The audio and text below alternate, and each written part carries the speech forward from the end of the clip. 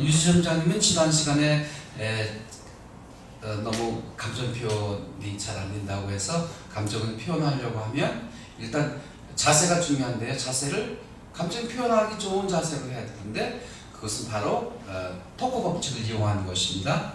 평소의 생각을 평소의 언어로 대화하는 말을 한다는 것입니다.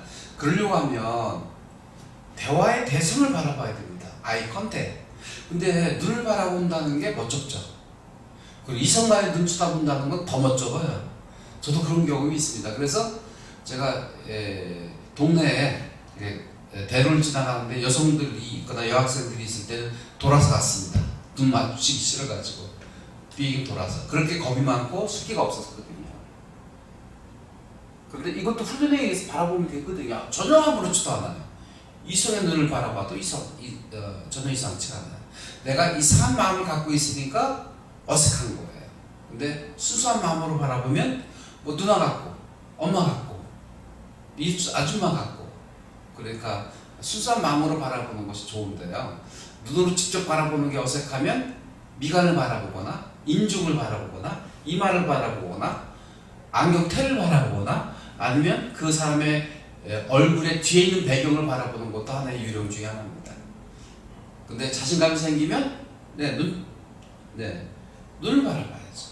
눈은 마음의 창이라고 했으니 눈을 바라보면 그 사람의 마음의 상태를 읽을 수 있고 또 교감이 될 수 있고 텔레파시가 서로 전달될 수 있으므로 눈을 피하지 말고 바라볼 때 진정성을 가지고 스피치를 하고 대화를 할 수 있다는 것입니다.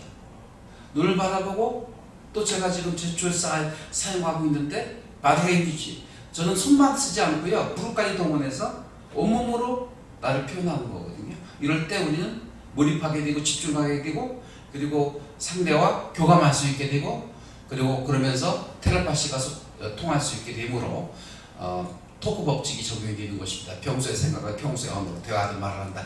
눈을 바라보시고 온몸으로 제초를 사용하면서 함께 진지하게 토론하듯이 대화하듯이 말씀하시면 되겠습니다. 자, 그래서 감정 표현도 역시 바로 토크 법칙을 쓰시면 좋겠다는 말씀을 드렸고요. 그리고 질문을 받았을 때 갑자기 어떻게 답변해야 될지 당황이 된다. 무슨 말을 어떻게 끌어야 될지 모른다. 그럼 빨리 키워드를 캐치하면 돼요. 질문의 키워드가 뭐예요? 핵심이 뭐예요? BTL이면 BTL에 대한 개념 정리, 그리고 BTL에 대한 문제점, 현황, 그리고 거기에 대한 대책, 개선 방안, 결론, 이런 3단문법으로 쭉쭉 스크린 하듯이 쭉 훑어내리면 말할 거리가 쫙 머릿속에 정리가 되는 거죠. 맞죠? 쉽지 않죠. 훈련을 하면 됩니다. 그래서 갑자기 질문 받았을 때 어디서부터 말을 해야 될지 생각이 안 날 때 이렇게 해야 됩니다. 그럼 침묵을 지키고 있어야 되느냐? 그거 아닙니다. 둘 다 아닙니다. 제가 한자 한자 끊어서 말을 하도록 하는 것은 저 이런 불필요한 조사를 근절하기 위해서 입술을 다물는 것입니다.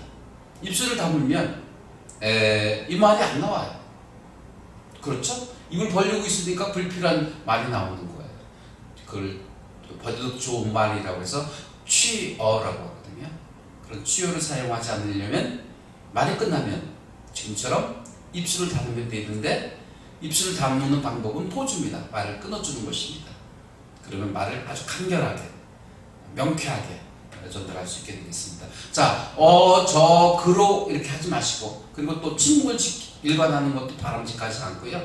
그냥 생각나는 대로 일단 낱말풀이부터 하는 거예요. BTL에 대한 개념 정리를 하다 보면 그 다음부터 충전이 됩니다. 착착착 말할 거리가 충전이 되는 거예요. 군대에서 따발총 그 실탄 장전되는 거 보셨죠? 축축축축축축축 딱 갈리는 것처럼 말을 하다 보면 말이 풀려요. 근데 침묵을 지키고 있으면 머리에서 엉켜버려가지고 말이 안 돼요. 그러니까 침묵을 지키거나 아니면 이런 불필요한 취어로 때우려고 하지 마시고 그냥 쉬운 것부터 하나하나 조근조근 풀어가다 보면 말할 거리의 핵심이 나옵니다. 그죠? 작은 것부터 큰 것으로 접근하는 것입니다. 인에서 아웃으로 접근하는 것입니다. 내가 생각하고 내가 경험하고 내가 깨닫고 내가 보고 내가 들은 것부터 시작을 해서 이제 저 밖에 있는 논리적인 것, 이론적인 것 쪽으로 일반적인 것 쪽으로 이제 나가게 되면 그게 in out 스피치가 되는 것이고요. 네. 그리고 작은 것부터 큰 것으로 말을 풀어가면 말이 됩니다. 그래서 질문 받을 때 전혀 생각이 나지 않는다.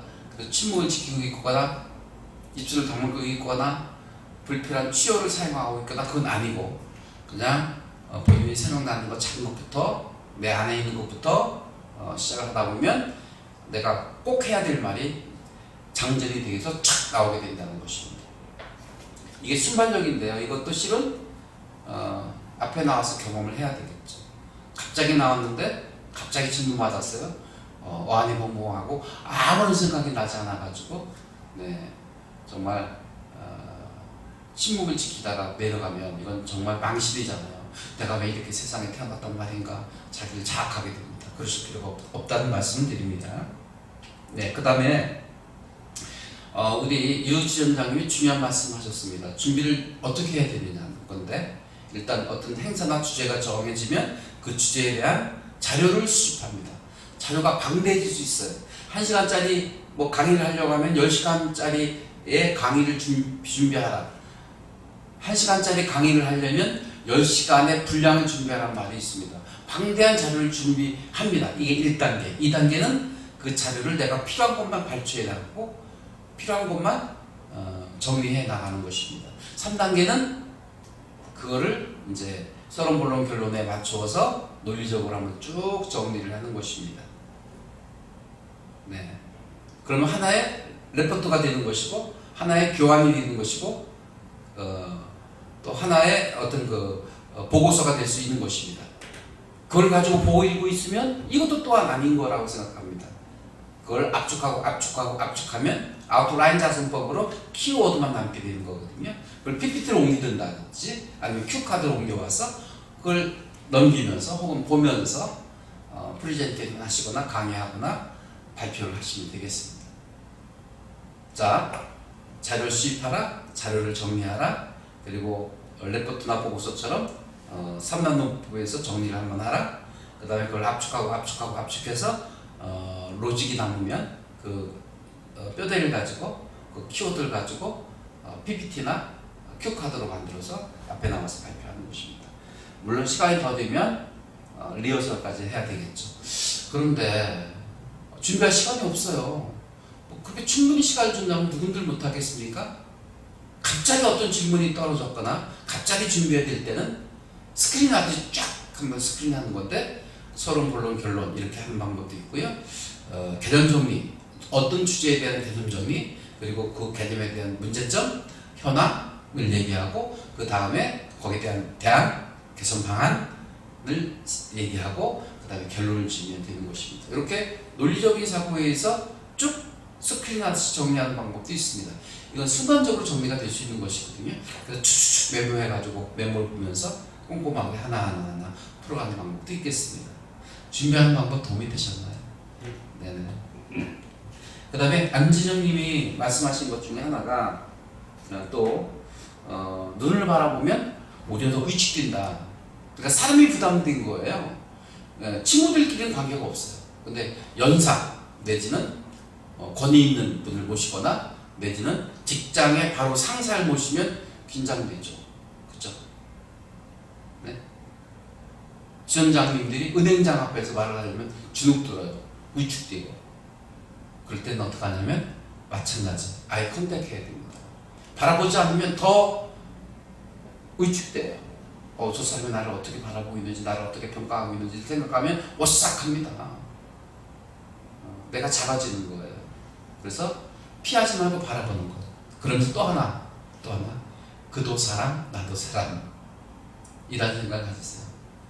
네, 어르신들도 언뜻 보면 위험이 있고 권위적으로 보이시고 감히 다가설 수 없는 사람으로 보이지만 자세히 바라보면 이 아저씨 같아요.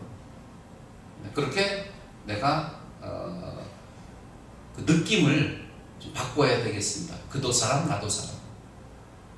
따라서 합니다. 그도 사람 나도 사람. 시작. 그도 사람 나도 사람. 네.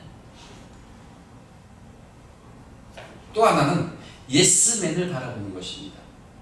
이렇게 버티고 있는 사람 앞에서 말하려고 하면 위축돼요. 그리고 그분을 바라보면 내가 잘못하고 있나? 이런 생각이 들어요. 근데 박수 쳐주고 포옹해주고 웃고 리액션 보내주는 사람을 바라보면 힘이 나요. 그래서 예스맨이라고 합니다. 그런 사람을 바라보면 사람이 덜 부담스러워진다는 것입니다. 첫 번째가 눈을 바라보면 위축된다는 말씀에 대한 답이 되셨습니까? 네. 네네네. 두 번째는 좋은 목소리가 무엇이냐? 네. 저는 아나운서와 같이 깨꼬리처럼 이렇게 옥구슬 굴러가듯 하는 목소리가 좋은 목소리라고 저는 생각하지 않습니다. 좋은 목소리는 자기의 진정성이 담긴 목소리가 진정 좋은 목소리입니다. 가식적이지 않은 목소리, 자기만의 스타일, 자기만의 색깔을 그대로 드러내는 게 좋은 목소리라고 생각합니다. 확신적 어조, 좋은 목소리입니다. 근데 두 가지를 제가 강조하고 싶습니다. 목소리 발성할 때는 닫고 얘기하지 마시고 이러면 아주 이상하잖아요. 부담되고 짜증나고 긁힌 소리를 하지 마시고 목을 열으세요. 폐쇄적인 발성을 쓰지 마시고 개방적인 발성을 쓰시라는 것입니다. 목을 열고 이렇게 얘기해 보세요. 볼륨감 있게, 두텁게. 저는 회를 좋아합니다. 근데 정통 횟집에 가면 회가 어떤가요? 얄팍하게 막 접시에 깔고 나오는 횟집은요, 이거는